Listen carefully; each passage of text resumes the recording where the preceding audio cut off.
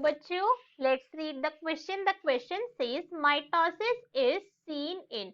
Mitosis कहाँ पर, mitosis जो डिवाइडिंग प्रोसेस है सेल की, वो कहाँ पर शोन होती है, कौन से मेरिस्टेमेटिक टिश्यू में शोन होती है, अगर हम इस क्वेश्चन में पर्टिकुलरली बात करें तो. Right. So now let's start the question. सबसे पहले हम क्वेश्चन को सॉल्व करने का की कॉन्सेप्ट देखेंगे. की कॉन्सेप्ट. तो क्वेश्चन को सॉल्व करने का की कॉन्सेप्ट क्या है हमारा, कि हमें माइटोसिस के बारे में पता होना चाहिए. राइट. कि माइटोसिस किस टाइप का सेल डिवीजन है, हमें इसके बारे में नॉलेज होनी चाहिए. अगर हमें ये पता है तो हम क्वेश्चन को बहुत इजीली सॉल्व कर लेंगे. अगर हम माइटोसिस की बात करें तो ये कैसा डिवीजन होता है, ये होता है इक्वेशनल डिवीजन.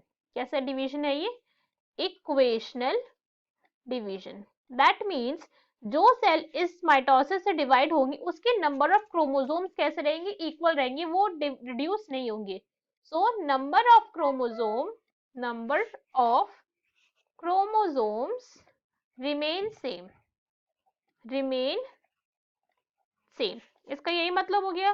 राइट. सो अगर हम इसको समझे इस पॉइंट को, तो हम इनको कैसे समझ सकते हैं कि अगर एक डिप्लॉइड सेल डिवाइड होगी माइटोसिस के थ्रू, तो उसके जो सेल बनेगी वो भी डिप्लॉइड होगी. और अगर एक हैप्लॉइड सेल माइटोसिस के थ्रू डिवाइड होगी तो भी वो कैसी होगी, वो भी हैप्लॉइड ही बनेगी. ऐसा नहीं होगा कि इनके जो नंबर ऑफ गैमेट्स है वो रिड्यूस हो जाएंगे या फिर नंबर ऑफ सेल्स रिड्यूस हो जाएंगे, सेम रहेंगे. देख सकते हैं 2n के 2n ही फॉर्म होंगे, और अगर n है हैप्लॉइड सेल तो n ही फॉर्म होंगे. अगर हम माइटोसिस की बात करें तो ये कहाँ पे शो होती है, ये शो होती है सोमैटिक सेल्स में. कौन से सेल्स में, सोमैटिक सेल्स. सोमैटिक सेल्स हम उन सेल्स को कहते हैं जो इन्वॉल्व होते हैं डेवलपमेंट में और ग्रोथ में बॉडी की. Development and growth of body में इनका रोल होता है. इनका कोई भी रोल गैमेट फॉर्मेशन के अंदर नहीं होता है. ऐसे सेल को हम कहते हैं सोमैटिक सेल्स. राइट. जो क्या कर रहे हैं, सोमा फॉर्म कर रहे हैं, बाकी की पूरी बॉडी का स्ट्रक्चर फॉर्म करते हैं. स्ट्रक्चर फॉर्मेशन के अंदर इनका रोल होता है, स्ट्रक्चर ऑफ बॉडी. ऐसे टाइप सेल डिवाइड होते हैं माइटोसिस प्रोसेस से. तो हम इस पॉइंट से क्या समझ सकते हैं कि हर एक सेल माइटोसिस से डिवाइड करेगा हमारी बॉडी का, सिवाय जर्म सेल्स के. और जर्म सेल्स कौन से होंगे हमारे, अगर हम जर्म सेल्स की पॉइंट बात करें, except germ cells. Germ cells अगर हम मेल के केस के अंदर बात करें तो जो होंगे दैट इज स्पर्म्स डिवाइड करेंगे कैसे, मियोसिस से. और अगर एग है फीमेल के केस के अंदर तो एग डिवाइड करेगा कैसे, वो भी मियोसिस से करेगा. बाकी जितने भी सेल्स होंगे सारे के सारे डिवाइड करेंगे किससे, माइटोसिस प्रोसेस के थ्रू. सोमैटिक सेल्स माइटोसिस से डिवाइड करेंगे. अब क्वेश्चन के अंदर हमसे पूछा हुआ है कि कौन सा मेरिस्टेमेटिक टिश्यू कर रहा है. अब हम मेरिस्टेमेटिक टिश्यू की बात करें, कौन सा टिश्यू है ये, मेरिस्टेमेटिक. राइट. मेरिस्टेम टिश्यू है. मेरिस्टेम टिश्यू तो अपने आप में कंटिन्यूअसली डिवाइडिंग टिश्यू होता है.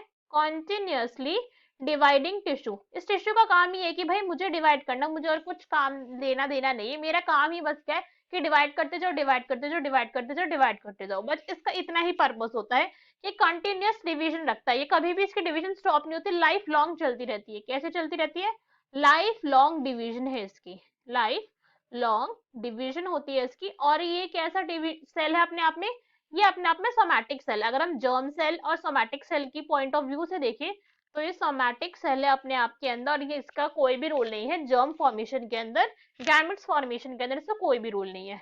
तो हम क्या कह सकते हैं कि जितने भी सेल्स होंगे, जितने भी मेरिस्टेमेटिक टिश्यू होंगे, सारे के सारे कैसे डिवाइड करेंगे, माइटोसिस के थ्रू ही करेंगे. So our option number D, all the meristematic tissue is our correct answer. बाकी के ऑप्शन भी अगर हम देखें तो हमें क्या गिवन है, apical meristematic tissue, lateral meristematic tissue, intercalary meristematic tissue. Right.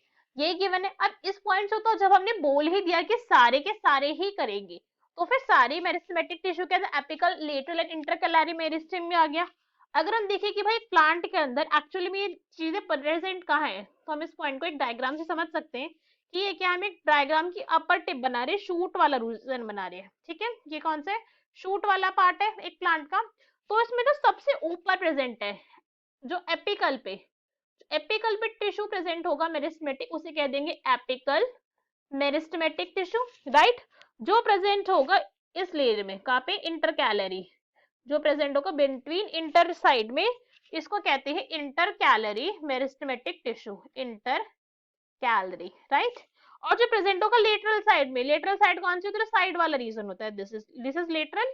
जो यहाँ पे प्रेजेंट होगा उसे कह देते हैं लेटरल मेरिस्टेमेटिक टिश्यू। तो ये सारे के सारे है तो मेरिस्टेमेटिक टिश्यू ही ना, ऐसा तो नहीं कि जर्म सेल बन गए। So our correct answer will be D.